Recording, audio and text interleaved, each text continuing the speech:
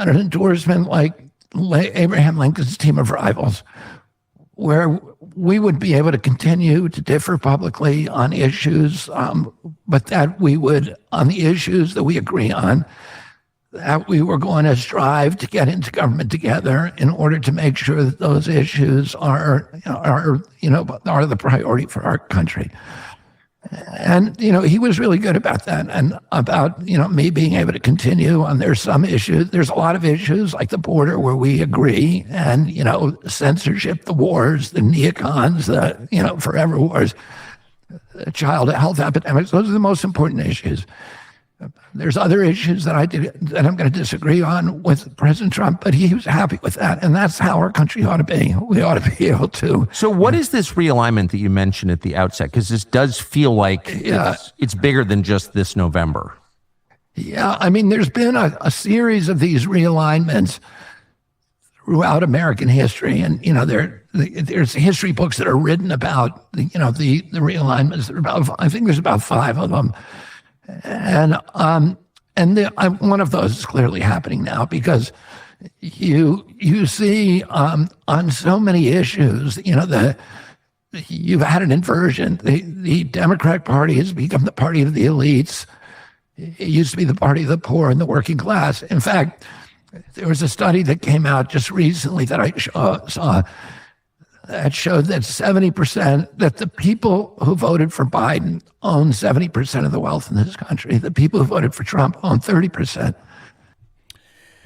Welcome back, welcome back, welcome back. It is a new day. We thank the good Lord it's a new day. Thank God it is a new day. So good to see you. Thanks for stopping by. It's me again, WJ, on our channel, One Life, Many Seasons. We got something interesting here.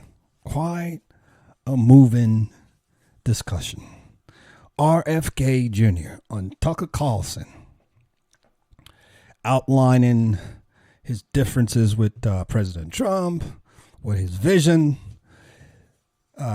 are for the country, why, obviously, as we know, he has now suspended his campaign and has endorsed President Trump, and also outlines areas where and reasons why he left the Democratic Party.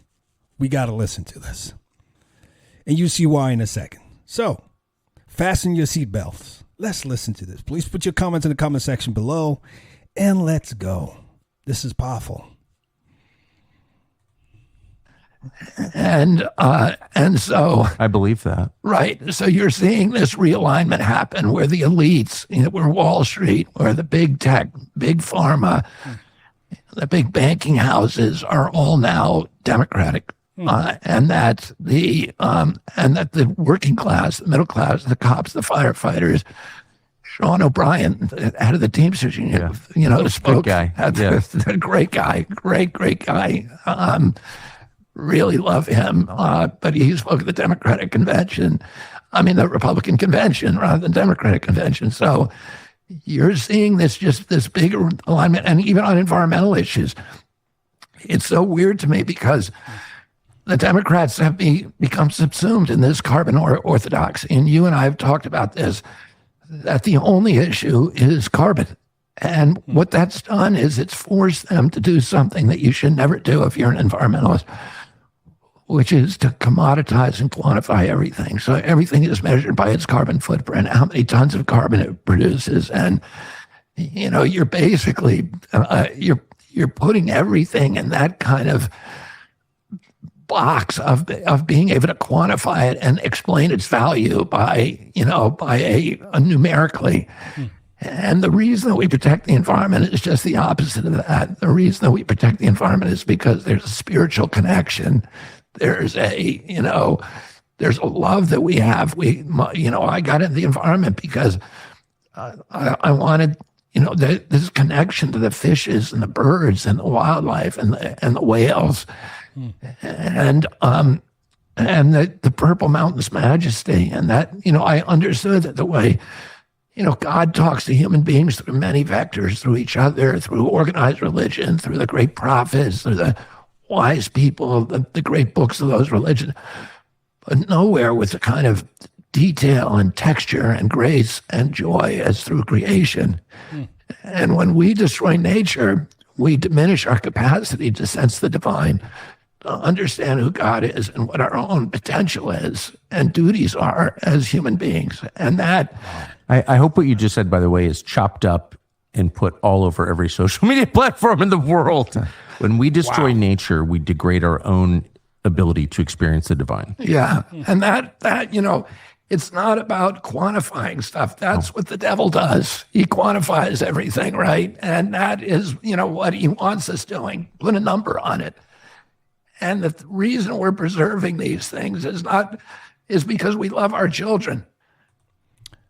I did not know this about RFK Jr. before, that he was that connected and it had, his own relationship with God and, and how he's trying to relate and kind of align the human relationship with God and nature. And I did not know that he had this side of him, this views. But hey, I'm so glad I found this video, and it's really really opening my eyes to another side of RFK that I did not know before.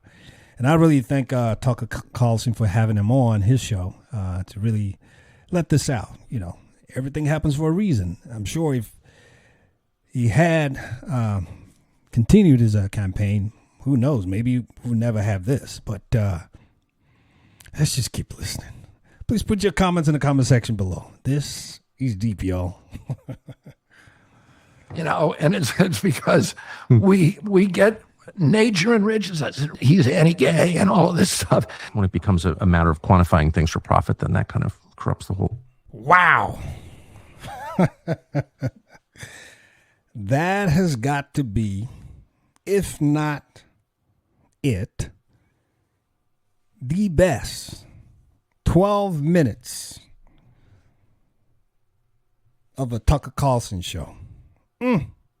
Wow. That was powerful.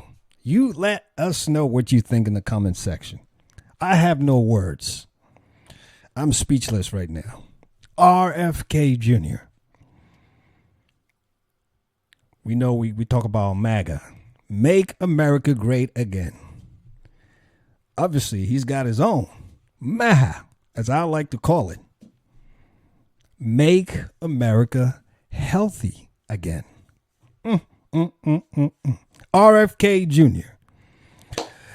Thanks for stopping by. It's me again, WJ on our Channel 1 Life Many Seasons. I'll be coming back with more pieces. Your comments matter. This is our world. And we're here for each other. Let's have the discussion.